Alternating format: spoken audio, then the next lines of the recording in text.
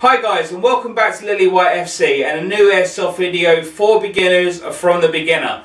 This weekend I'm partaking in an airsoft event at FRV Airsoft, which is in Ballinhinch, Northern Ireland, and an event called Jade Upsurge 2, which is a Milsim event, kind of NATO forces versus drug lords. I'll give a whole brief on the actual game when I'm actually doing the game footage, which will come up probably in the next video.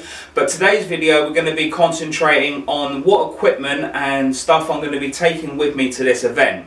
So the first section, we're going to split this video into 3 different parts. The first part is going to be about the armory, so weaponry and stuff along those lines. That, you know, one bag is going to be like weaponry bag. Next bag is going to be loadout, so what I'm going to be wearing, my clothing, my equipment, you know, so we're going to go from top to toe and we'll have a look at the loadout, what I'm going to be wearing. And then the third part of the video is going to be what I'm going to be taking in my forward operational bag or FOB bag and stuff that I'm going to be leaving in the car. So first of all, let's have a look at the armory. So to start the armory section off, then we need everything to be able to put our armory stuff in, and this is the bag that I'm actually using. I got it off eBay for like 17 quid. It's a great bag, got my patches on the front. I'm not going to need any patches for the actual day because I get given a kind of badge to put on my equipment so people can see what section I'm in. But this is actually a really nice bag. It's got the front pouches on here, and we're just going to lay it out and start putting stuff in it. The main weapon I'm going to be using then is my Kaimer MP5. It's all charged, ready to go. All the batteries have been checked and fully charged. Batteries have been checked on the Red Dot site. So that is going to be my main weapon for the event. Secondary weapon is my Glock 17 with 2 magazines, and as you can see there, it has its own little section to hold the 2 magazines and the Glock 17 in. Now I have magazines for the Glock, so I need also magazines for my MP5 as well. I'm going to be using the dual one, which I got from a car boot sale for my primary, and then I've got 3 high cap backups. I'm going to be taking some green gas for my Glock 17 pistols. They are already pre-filled, so hopefully, fingers crossed, I won't need this. But if I do need green gas whilst I'm out on the field, I'll have a small bottle which will be in my FOB bag, which I'll come to later.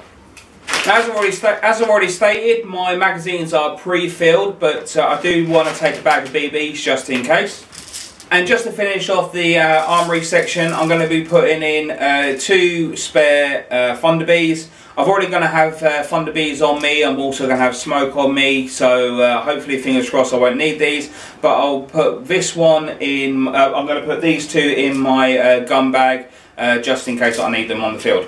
Now, probably the most important item within the actual armory is if I get stopped by the police, peelers, bobbies, whatever you want to call them, it's handy to have my UCARA documentation with me to show that I actually am able to carry these weapons, you know, in some sort of legal form.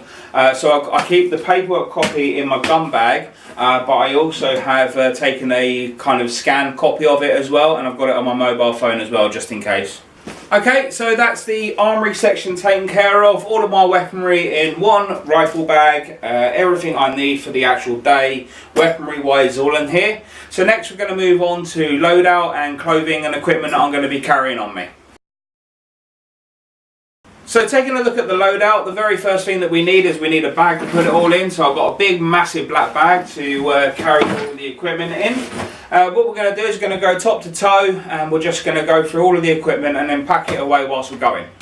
Very first item then is my helmet. It's got the GoPro mount already actually mounted onto the actual helmet itself. Obviously I'll put the camera on and attach it all and everything before we start.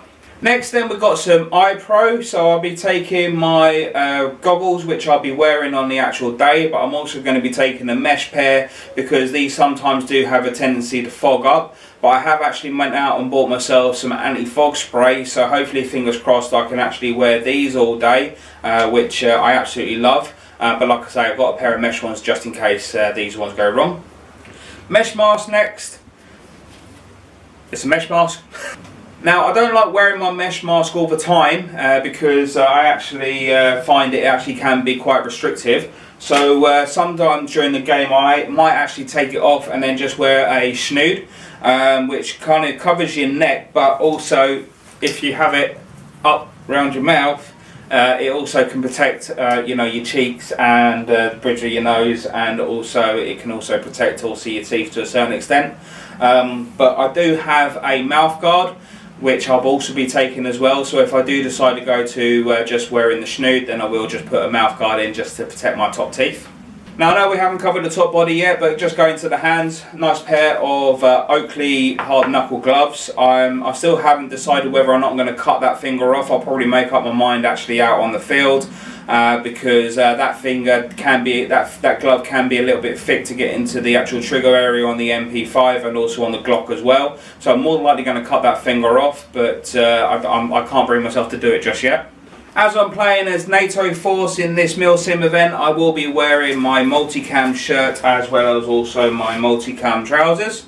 So next is my plate carrier, and I've taken the pouch off the back, but I've still kept my grenade pouch on there, as well as also a backup pouch there as well. I've now got a water bottle pouch sitting on the front, and also I've added my single point sling to the front as well. Carabiner still there, and I've also just stuck some light sticks in there just for effect more than anything, and also got a knife in there as well. So plate carrier.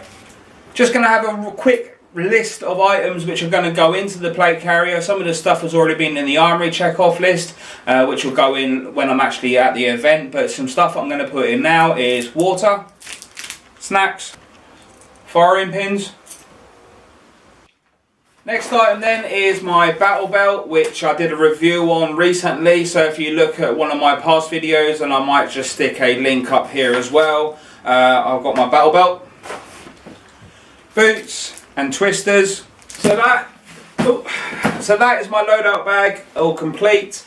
The only item that's probably missing from that is a baseball cap. I'm actually thinking about getting a baseball cap for maybe playing in. I'm not sure, because I do like having the helmet and having the extra protection on the helmet, but seeing this as an outside Milsim event, the need for a helmet might not be needed, because obviously the engagement distance obviously might be quite far. It's not more likely going to be as close as like playing at trigger happy. So apart from the baseball cap, that is my loadout complete.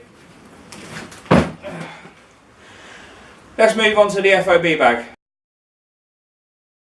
So first thing I need then is a bag to put everything in. So this is my forward operations bag, and this is what's going to be carrying all of my kit in.